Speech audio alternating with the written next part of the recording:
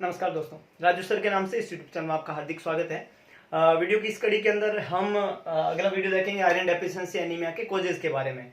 पिछले वीडियोस के अंदर हमने पढ़ा आयरन के मेटाबॉलिज्म के बारे में। We start with how the iron is intake, how the iron is absorb, how the iron is distribute to the cells that need the iron and how the iron is utilized in the body. Now आज हम पढ़ेंगे कि iron deficiency anaemia क्या होता है। तो जो iron का नॉर्मल मेटाबॉलिज्म प्रोसेस था, जिसके अंदर फूड या एनिमल प्रोडक्ट से हमने आयरन को इंटेक किया, इंटेक करके बाद में उसको एब्जॉर्ब किया फेरस फॉर्म में और ट्रांसफेरिन फॉर्म वो लेके जाती है बोन मैरो हाउस के पास में, और वहां पे उसको एरिथ्रोपोइसिस के प्रोसेस में यूज किया जाता है। उसके बाद में हमने कल के लेक्चर में पढ़ा था कि उसको यूज करके बनाया जाता है हीमोग्लोबिन, और हीमोग्लोबिन जो होता है वो आरबीसी के अंदर प्रेजेंट होता है, और यंग आरबीसी जो होती है वो जब फॉर्म होती है तो उसका लाइफ स्पान जो होता है 120 डेज का होता है। 120 दिन बाद में आरबीसी जो होती है वो ओल्ड हो जाती है, और ओल्ड आरबीसी जो होता है उसका डिस्ट्रक्शन हीमोलाइसिस जिसको कहते हैं वो स्प्लीन के अंदर होता है, और उसके डेस्ट्रॉय होने के बाद में जो आयरन वापस फ्री होता है फेरिटिन फॉर्म में, वो फ्री आयरन दोबारा से जो है बॉडी में स्टोर होता है, और स्टोर होकर वही आयरन दोबारा बॉडी में काम आता है। तो जो हमने आयरन का इंटेक किया उसमें आरबीसी में हीमोग्लोबिन आयरन बनाता है, और हीमोग्लोबिन वापस टूटता भी है, लेकिन आयरन टूटता कभी भी नहीं है। तो आयरन जो है वो उसका वापस रीयूज प्रोसेस चलता रहता है। जो स्टोर फॉर्म आयरन है उसको बार बार बॉडी क्या करती रहती है, यूज करती रहती है। तो अगर हमने आयरन का इंटेक कर दिया और इंटेक करने के बाद में वो आयरन काम आके हीमोग्लोबिन बन गया, और अगर हीमोग्लोबिन टूट भी जाए, जब आरबीसी टूटती है तो हीमोग्लोबिन को टूटना पड़ता है, तो टूट भी जाए तो आयरन वापस स्टोर फॉर्म में चला जाता है फेरिटिन फॉर्म में, और वहां से बॉडी में वापस यूज आ जाता है। तो आयरन की डेफिशिएंसी बॉडी में हो क्यों जाती है? ये एक बहुत इंपॉर्टेंट क्वेश्चन है कि आयरन की डेफिशिएंसी फिर क्यों होती है। तो आयरन की डेफिशिएंसी होने के 4 स्पेसिफिक कारण होते हैं। इट इज 4 कारण हम पढ़ रहे हैं यहाँ पे आयरन की डेफिशिएंसी होने के causes of iron deficiency anaemia. तो इसके आयरन डेफिशिएंसी एनीमिया होने के कोजेज क्या क्या रहते हैं? तो 4 इंपॉर्टेंट कारण है। सबसे पहला कारण जो आयरन की डेफिशिएंसी होने का है वो है decrease intake of iron. Iron जो है उसका इनटेक कम करना सबसे पहला कारण। दूसरा कारण है डिक्रीज एब्जॉर्प्शन, जो कि बहुत लेस कॉमन कारण है, एब्जॉर्प्शन ऑफ आयरन। आयरन का एब्जॉर्प्शन जो है उसका कम होना। तीसरा होता है increase demand of iron. Iron की डिमांड का क्या होना, ज्यादा होना। और फोर्थ कारण है इंक्रीज लॉसेज ऑफ आयरन। 4 कारण है आयरन की डेफिशिएंसी होने के बॉडी में। The causes of iron deficiency anaemia is 4। First one is decrease intake of iron, second one is decrease absorption of iron, third one is increase demand of iron, fourth one increase losses of iron। 4 specific कारण है iron deficiency anaemia होने के।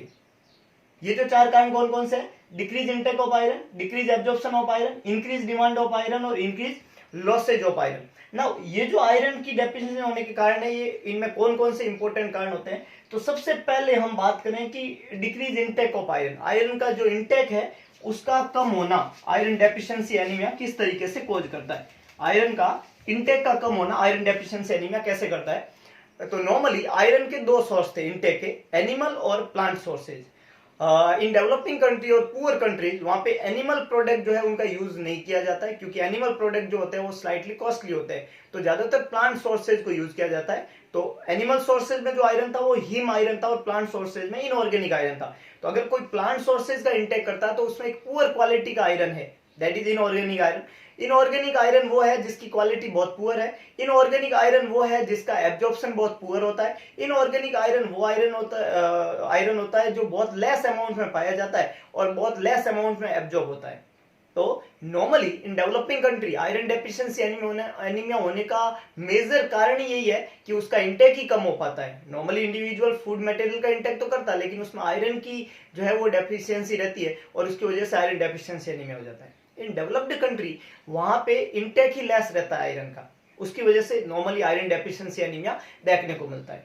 तो intake का कम होना, iron deficiency anaemia के intake के कम होने का रीजन होता है प्लांट सोर्सेज का इंटेक ज्यादा होना इन डेवलपिंग कंट्री और पुअर क्वालिटी का आयरन जो होता है उससे आयरन डेफिशिएंसी एनीमिया होना बहुत कॉमन है। तो ये सबसे कॉमन कारण के अंदर आता है। दूसरा अगर मैं बात करूं एक इन्फेंट एज की, इन्फेंट एज वो है जो 0 to 1 year ऑफ एज है, फर्स्ट ईयर ऑफ लाइफ जो है उसको इन्फेंट कहते हैं। इन्फेंट जो होता है वो मदर के ब्रेस्ट मिल्क के ऊपर डिपेंड रहता है। तो मिल्क है जो आयरन का सबसे पुअर सोर्स है, और human milk is a very poor source of iron, है ना। ह्यूमन मिल्क में आयरन 9 के बराबर पाया जाता है। काउ मिल्क जिसके अंदर आयरन ह्यूमन मिल्क की तुलना में थोड़ा ठीक होता है, लेकिन काउ मिल्क का एब्जॉर्प्शन, काउ मिल्क के अंदर पाए जाने वाले आयरन का एब्जॉर्प्शन जो है वो इन्फेंट नहीं कर पाता है। तो बेसिकली जब इन्फेंट एज होती है उस समय आयरन की डेफिशिएंसी देखने को मिलती है।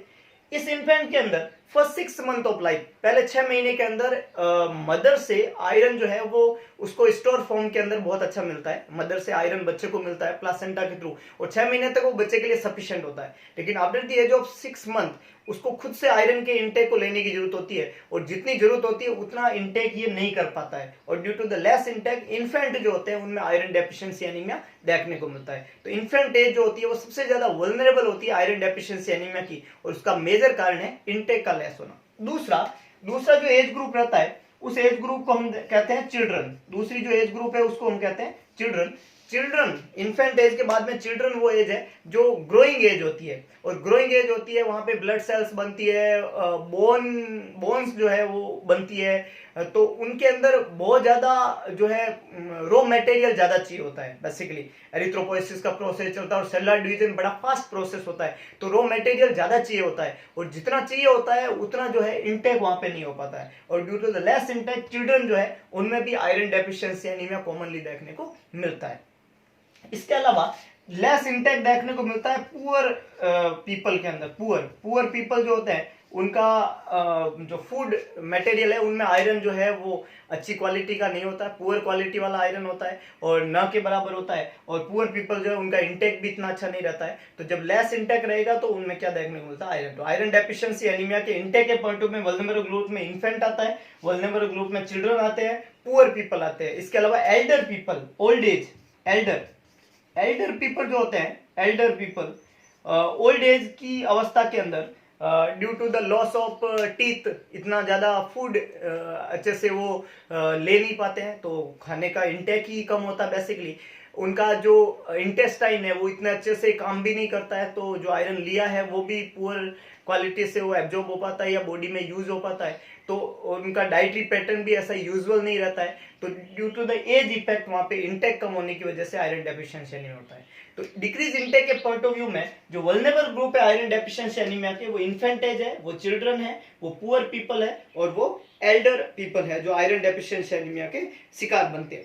दूसरा कारण जो हमने पढ़ा कि आयरन डेफिशिएंसी एनीमिया होने का दूसरा मोस्ट कॉमन कारण जो है, दूसरा जो, तो ये तो मोस्ट कॉमन कारण है कि इंटेक ही कम होता है। तो अगर आपको कोई पूछे कि आयरन डेफिशिएंसी एनीमिया होने का मोस्ट कॉमन कारण क्या है, due to the less intake of iron का इंटेक ही कम होना, है ना।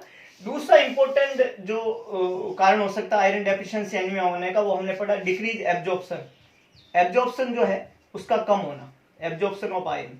नाउ दो तरह के आयरन थे, हिम आयरन और इनऑर्गेनिक आयरन। जो प्लांट सोर्सेज में होता है वो इनऑर्गेनिक आयरन होता है।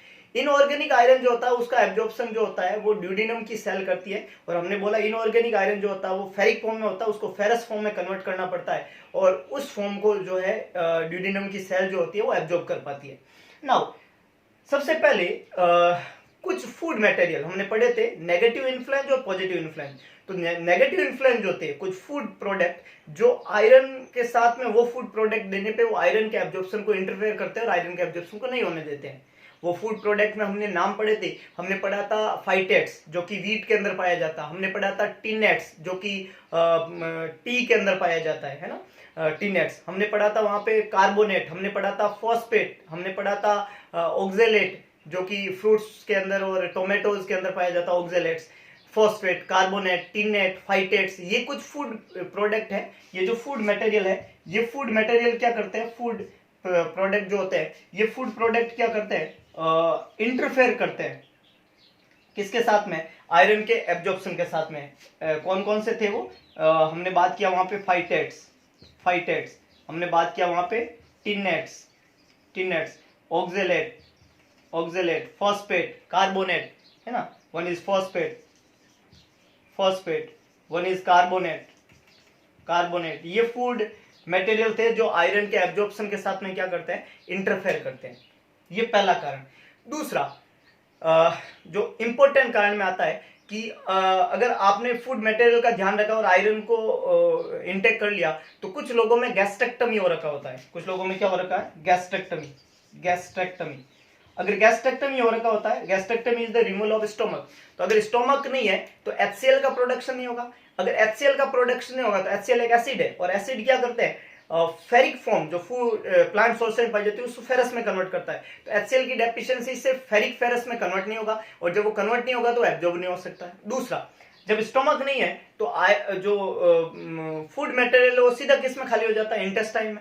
और अगर वो इंटेस्टाइन में खाली हो रहा है, इंटेस्टाइन का पहला पार्ट ड्यूडिनम होता है, अगर वो सीधा ही वहां खाली हो रहा है तो वो फूड मटेरियल वैसा एब्जॉर्ब नहीं हो सकता जैसा स्टोमक से गुजरने के बाद में ड्यूडिनम में जाने पे जो एब्जॉर्ब होता है। तो एब्जॉर्प्शन जो है वो डिक्रीज हो जाता है अगर किसी में गैस्ट्रेक्टमी हो रखी है। तो आयरन डेफिशिएंसी एनीमिया होना उसके अंदर कॉमन बात है। फूड प्रोडक्ट इनके साथ में आयरन दिया जाए तो आयरन डेफिशिएंसी, आयरन का एब्जॉर्प्शन अच्छे से नहीं हो सकता, तो ये एब्जॉर्प्शन को कम करने वाली के कारण है। तीसरा जो बहुत इंपॉर्टेंट कारण हम पहले भी पढ़ चुके हैं, माल एब्जॉर्प्शन। तीसरा जो कारण हम पढ़ चुके हैं, माल एब्जॉर्प्शन। माल एब्जॉर्प्शन, एब्जॉर्प्शन माल एब्जॉर्प्शन में हमने पढ़ा था ग्लूटेन एंट्रोपैथी, है ना, सिलाइक डिजीज, जिसके अंदर ग्लूटेन, वीट से एलर्जी होती है इंटेस्टाइन को, स्पेशली स्मॉल इंटेस्टाइन को, विलाइज सिस्टम डिस्ट्रॉय हो जाते हैं और वहां पे आयरन का एब्जॉर्प्शन नहीं हो सकता। तो ये माल एब्जॉर्प्शन जो डिजीज है, ग्लूटेन एंट्रोपैथी या सिलाइक डिजीज, इस तरह की बीमारी होती है जिसमें एब्जॉर्प्शन जो है पुअर होता है, और जब एब्जॉर्प्शन पुअर होएगा तो वहां पे क्या होगा, आयरन डेफिशिएंसी नहीं होगा। तो एक कारण हमने यहाँ पर डिक्रीज एब्जॉर्प्शन में पढ़ा कि फूड प्रोडक्ट इनके साथ में आयरन लेने पे उसका एब्जॉर्प्शन अच्छे से नहीं होता है। दूसरा हमने यहाँ पे पढ़ा गैस्ट्रेक्टमी, HCl का डेफिशिएंसी वहां पे होता है और फेरस फॉर्म वाला, फेरिक फॉर्म वाला आयरन फेरस फॉर्म में कन्वर्ट नहीं हो पाता है और फूड रैपिडली जो है वो खाली हो जाता है ड्यूडिनम में। और तीसरा हमने कारण पढ़ा माल एब्जॉर्प्शन सिंड्रोम, और अगर माल एब्जॉर्प्शन सिंड्रोम होएगा तो आयरन जो है उसका जो एब्जॉर्प्शन है वो कभी भी अच्छे से नहीं हो पाएगा। तो ये दूसरा कारण है एब्जॉर्प्शन। हालांकि इतना ज्यादा कॉमन कारण नहीं है, लेकिन एब्जॉर्प्शन कम होने से भी आयरन की डेफिशिएंसी वहां पे देखने को मिलती है। तीसरा कारण की हम बात करें, आयरन की डेफिशिएंसी का तीसरा रीजन हमने पढ़ा था इंक्रीज डिमांड। तीसरा कारण हमने पढ़ा था इंक्रीज डिमांड, डिमांड का ज्यादा होने लग जाना। डिमांड समटाइम आयरन जो है उसका इंटेक बहुत अच्छा हो रहा है, सही हो रहा है, एब्जॉर्प्शन भी अच्छा है, लेकिन जितना इंटेक और एब्जॉर्प्शन चल रहा है उतने से काम नहीं चलेगा, क्योंकि इस बार डिमांड बढ़ गई है ना। जितना इंटेक और एब्जॉर्प्शन हो रहा है उससे काम नहीं चलेगा, डिमांड बढ़ गई। और जब डिमांड बढ़ती है और हम जितनी डिमांड है उतना नहीं करके हम पहले जैसे ही चल रहे हैं तो डेफिनेटली वहां पे डेफिशिएंसी हो जाएगी। फॉर एग्जांपल, अगर हम रोज 2 रोटी खा रहे हैं, 2 रोटी खा रहे हैं और उस समय हम आज मान लो हमारा उम्र है 15 साल, हम 2 रोटी खा रहे हैं, अब हम 15 साल से 25 साल के हो गए, अभी भी 2 रोटी खाएंगे तो डेफिनेटली जो है खाने की कमी हो जाएगी। क्यों? क्योंकि जैसे ही एज बढ़ती है डिमांड बढ़ती है, बॉडी की ग्रोथ एंड डेवलपमेंट हो चुका है बॉडी का। 5 साल के बच्चे की डिमांड अलग है, 15 साल के बच्चे की डिमांड अलग है, 25 साल के बच्चे की डिमांड अलग है। तो जैसे जैसे एज बढ़ती है या कुछ ऐसी स्पेसिफिक एज जो कारण होता है जहां पे आयरन की डिमांड ज्यादा होती है, उतनी अगर सप्लाई नहीं होती है तो वहां पे क्या हो जाती है, डेफिशिएंसी। इसमें सबसे पहला एज ग्रुप जो रहता है वो डेफिनेटली इन्फेंट रहता है, infant age, highly growing age होती है इन्फेंट एज। और इन्फेंट एज के अंदर, ग्रोइंग एज के अंदर आयरन की डिमांड ज्यादा होती है, और जितनी डिमांड होती है उतनी आयरन जो है उसका इंटेक नहीं हो रहा है, और उसकी वजह से उसमें क्या हो जाता है, आयरन डेफिशिएंसी नहीं है। दूसरा वल्नरेबल ग्रुप होता है डिमांड के पॉइंट ऑफ व्यू में, अगेन चिल्ड्रन, ग्रोइंग एज है, बोनी ग्रोथ होती है, ऑसिफिकेशन चल रहा होता है, हिमेटोपोइसिस का प्रोसेस स्पीड में है, तो वहां पे डिमांड जो है वो ज्यादा रहती है। तीसरा वल्नरेबल ग्रुप होता है pre adolescent, pre adolescent, puberty start वाली एज, प्री एडोलसेंट स्टेज, और वहां पे डिमांड जो होती है ज्यादा होती है। इन तीनों ही एज ग्रुप में ज्यादा डिमांड होने का रीजन होता है ग्रोइंग एज है ये, और ग्रोइंग एज के अंदर डिमांड जो है डेफिनेटली ज्यादा देखने को मिलती है। इसके अलावा अगला इंपॉर्टेंट, सबसे इंपॉर्टेंट एज ग्रुप होता है वो है प्रेगनेंसी। प्रेगनेंसी रिप्रोडक्टिव एज के दौरान फीमेल जब बच्चा कंसीव करती है तो इस समय उसकी नॉर्मल डिमांड से ज्यादा डिमांड हो गई है, क्योंकि इस बार उसे खुद को ही नहीं, उसके ग्रोइंग फीटस को जो उसके वूम के अंदर है उसकी आयरन की पूरी डिमांड उसी मदर को पूरा करना है। तो डेफिनेटली वहां पे आयरन की जो है वो डिमांड जो है वो बढ़ गई है। तो प्रेगनेंसी के ऐसी स्टेज है जहां पे आयरन की डिमांड जो है वो ज्यादा होती है। प्रेगनेंसी के दौरान सेकेंड और थर्ड ट्राइमेस्टर में बहुत ज्यादा डिमांड रहती है आयरन की ग्रोइंग फीटस के लिए, तो प्रेग्नेंट लेडी को आयरन का इंटेक जो है वो ज्यादा करना पड़ता है as compare to normal woman, है ना। तो डिमांड जो है इस एज के अंदर ज्यादा होती है, प्रेगनेंसी के दौरान। इसके अलावा आफ्टर द डिलीवरी जो लैक्टेशन वाली फेज होती है वहां भी आयरन की नीड जो है वो ज्यादा रहती है, डिमांड जो है वहां पे बढ़ जाती है लैक्टेशन एज के अंदर, लैक्टेशन ना, प्रेगनेंसी और इसके अलावा लैक्टेशन वहां पे भी डिमांड जो है वो आयरन की ज्यादा रहती है। तो क्या क्या कारण हमने पढ़े डिमांड के आधार पे? एक एज है इन्फेंट, जहां चिल्ड्रन और प्री एडोलसेंट, ये 3 एज स्टेज है। इन 3 स्टेज के अंदर आयरन की डिमांड इसलिए बढ़ गई क्योंकि ये रैपिडली ग्रोइंग स्टेज होती है। और दूसरा हमने पढ़ा प्रेगनेंसी और लैक्टेशन। प्रेगनेंसी जो चाइल्ड बियरिंग एज है, जब मदर कंसीव करती है तो उस समय जो है ग्रोइंग फीटस को आयरन की नीड पूरी मदर फुलफिल करती है और वहां पे आयरन की डिमांड जो है वो बढ़ जाती है। और लैक्टेशन स्टेज के दौरान भी आयरन की डिमांड जो है वो ज्यादा रहती है। तो infant, children, pre adolescent, pregnancy और लैक्टेशन ये ऐसे एज ग्रुप है जिस समय आयरन की डिमांड जो है वो बॉडी को ज्यादा रहती है। और उसके अकॉर्डिंग अगर हम आयरन का वहां पे सप्लाई ना करें तो आयरन की क्या हो जाएगी? डेफिशिएंसी, और द क्लाइंट में lead to iron deficiency anaemia, है ना। तो ये स्पेसिफिक कारण थे, इनटेक कम होने से, एब्जॉर्प्शन कम होने से और डिमांड के बढ़ने से। फोर्थ जो कारण है, बहुत इंपॉर्टेंट कारण है, कारण नंबर 4, और चौथा कारण की हमने बात करनी है। फोर्थ जो बहुत इंपॉर्टेंट कारण है और वो है लॉसेस। फोर्थ जो रीजन है वो है लॉसेस, इंक्रीज लॉसेस, लॉस ज्यादा होने की वजह से ऑफ आयरन। आयरन के लॉस का क्या मतलब है ना। फॉर एग्जांपल हमने आयरन का इंटेक किया और आयरन जो है वो ब्लड में चला गया, तो ऐसा कभी भी नहीं होता कि ब्लड में से आयरन लॉस हो गया। इट्स नेवर पॉसिबल कि ब्लड में आयरन गया, वहां से आयरन वापस बाहर निकल गया। तो आयरन बॉडी से कैसे बाहर निकलेगा? छोटा सा कंसेप्ट अगर आप सोचे कि आयरन बॉडी से कैसे बाहर निकलेगा, तो आयरन बॉडी से बाहर नहीं निकलेगा, ब्लड ही बाहर निकलेगा, और ब्लड जाएगा तो आयरन बॉडी से बाहर। The mean is that iron का लॉस का मतलब है ब्लड लॉस। ये बहुत इंपॉर्टेंट कारण है आयरन डेफिशिएंसी एनीमिया का। ब्लड लॉस, ब्लड लॉस मतलब आरबीसी का लॉस, आरबीसी का लॉस मतलब हीमोग्लोबिन का लॉस, और हीमोग्लोबिन का लॉस मतलब आयरन का लॉस। तो आयरन के लॉस का मतलब है ब्लड लॉस। और बॉडी में ब्लड लॉस एक्यूट होता है या क्रोनिक हो सकता है, लेकिन ज्यादातर एक्यूट तो जो है वो आयरन डेफिशिएंसी एनीमिया नहीं करता है, वो तो एनीमिया ही करता है, क्योंकि due to the acute blood loss anaemia कहते हैं उसको।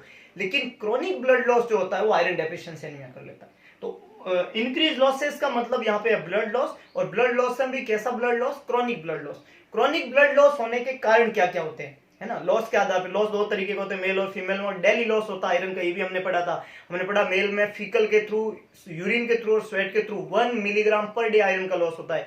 फीमेल के अंदर फीकल, यूरिन और ये तो है ही, इसके अलावा मेंस्ट्रुएशन के थ्रू, है ना, मेंस्ट्रुअल ब्लीडिंग के थ्रू आयरन का लॉस होता है, क्योंकि ब्लड लॉस होता है। वो तो कुछ कारण हमने पढ़े थे। लॉस के आधार पे जो इंपॉर्टेंट कारण है उसमें सबसे पहला कारण होता है गायनेकोलॉजिकल लॉस। गायनेकोलॉजिकल मतलब फीमेल के पॉइंट ऑफ व्यू में हम बात करें तो गायनेकोलॉजिकल लॉस जो है एक कारण रहता है, एक तो कारण रहता है गायनेकोलॉजिकल लॉस। खोज के अंदर गायनेकोलॉजिकल, गायनेकोलॉजी मतलब फीमेल से संबंधित, गायनेकोलॉजिकल लॉस, गायनेकोलॉजिकल। और दूसरा कारण जो रहता है यहाँ पे वो रहता है जीआईटी लॉस, है ना, गैस्ट्रो इंटेस्टाइनल लॉस। दूसरा जो होता है, अगर वो गायनेकोलॉजिकल लॉस नहीं है तो कौन सा लॉस है? GIT, gastrointestinal tract loss, GIT loss. 2 तरीके के कारण है लॉस के। पहला लॉस कौन सा है? Gynaecological loss. दूसरा लॉस कौन सा है? GIT loss. गायनेकोलॉजिकल लॉस के अंदर सबसे बड़ा कारण माना जाता है प्रेगनेंसी। प्रेगनेंसी के बाद में जब डिलीवरी होती है तो डिलीवरी के दौरान ब्लड लॉस होता है। इन नॉर्मल डिलीवरी 500 ml और in caesarean delivery 1000 ml blood loss. तो ब्लड लॉस होता है डिलीवरी के दौरान। और ब्लड लॉस का मतलब आरबीसी का लॉस मतलब हीमोग्लोबिन का लॉस मतलब आयरन का लॉस। तो गायनेकोलॉजिकल में सबसे पहला कारण तो माना जाता है प्रेगनेंसी के दौरान ब्लड लॉस को, और उस ब्लड लॉस से क्या हो जाता है? एनीमिया वहां देखने को मिलता है। तो ये एक तरीके का लॉस है। दूसरा, इन सम वुमन, वहां गायनेकोलॉजिकल कोज के अंदर मेंस्ट्रुएशन रहता है। रिप्रोडक्टिव एज के दौरान फीमेल जो होता है उसमें मेंस्ट्रुअल साइकिल आता है और हर 28 दिन के बाद में साइकिल रिपीट होता है। उसमें मेंस्ट्रुअल ब्लड लॉस होता है जो कि ऑन एंड एवरेज जो है 30 to 50 ml लॉस होता है। इट में extend up to the 80 ml। तो हर महीने 80 ml, मैक्सिमम 80 ml और ऑन अबाउट 30 to 50 ml हर महीने ब्लड लॉस होता है फीमेल के अंदर। और वो जो ब्लड लॉस हुआ उस लॉस को फुलफिल करने के लिए, देखिएगा यह बहुत इंपॉर्टेंट कंसेप्ट है कि जब भी हमारी बॉडी से ब्लड का लॉस होता है तो उस लॉस का फुलफिलमेंट जो होता है वो इंटेक से नहीं होगा। जब लॉस होता है तो हमारा स्टोर फॉर्म काम में आता है। फॉर एग्जांपल मेरे पास में कुछ पैसे हैं और मेरे पास में पैसे खत्म हो गए, तो सबसे पहले मैं पैसे कहां से वापस, मेरे को पैसे चाहिए तो कहां से लाऊंगा मैं? एटीएम से, that is store form money, bank से, दैट इज स्टोर फॉर्म। तो सबसे पहले हम जब भी लॉस हो जाता है बॉडी से तो हम स्टोर से लेते हैं, और जब स्टोर में खत्म हो जाता है देन हम इनटेक करते हैं।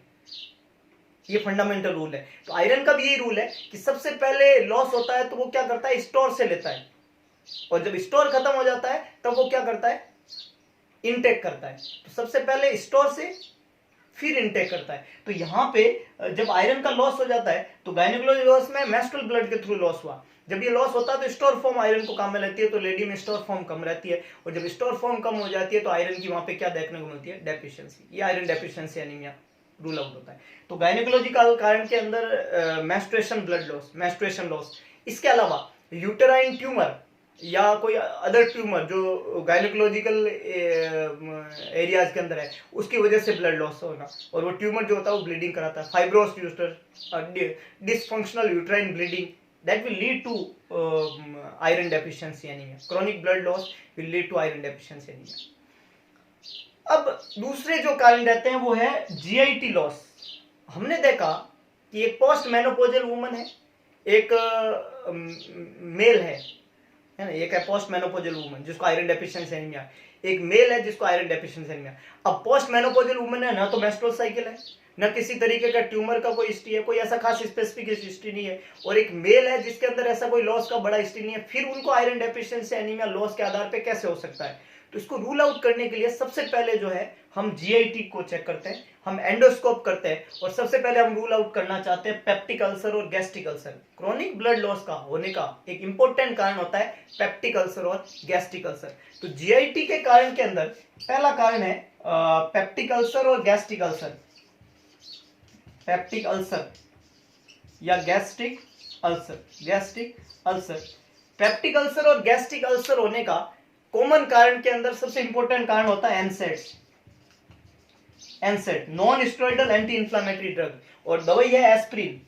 ड्रग्स कौन सी है? एस्प्रिन। एस्प्रिन जो होती है वो जीआई ब्लड लॉस कराती है, जीआई ब्लड लॉस। एस्प्रिन जो होती है वो पेप्टिक अल्सर और गैस्ट्रिक अल्सर कराती है, और उससे क्रोनिक ब्लड लॉस होता है, और इससे iron deficiency anaemia. Aspirin an acetyl salicylic acid. तो जीआई टी के अंदर लॉस के अंदर पेप्टिक अल्सर और गैस्ट्रिक अल्सर एक कारण बना, non steroidal anti inflammatory drug ये दूसरा कारण बनता है आयरन डेफिशिएंसी एनीमिया होने का, जो कि वहां पे क्रोनिक ब्लड लॉस के कारणों के अंदर देखने को मिलता है। इसके अलावा क्रोनिक ब्लड लॉस जो होता है उसके होने के रीजन के अंदर जो ग्लोबल मोस्ट कॉमन ग्लोबल कारण है वो है पैरासाइट इन्फेस्टेशन, है ना। इंटेस्टाइन के अंदर जो एब्जॉर्प्शन में इंटरफेयर करते हैं वो होते हैं पैरासाइट, पैरासाइट इन्फेस्टेशन, इन्फेस्टेशन। एक सवाल बनता है global cause of, global cause of iron deficiency anaemia क्या रहता है? Most common global cause of iron deficiency parasite infestation, hookworm, है ना।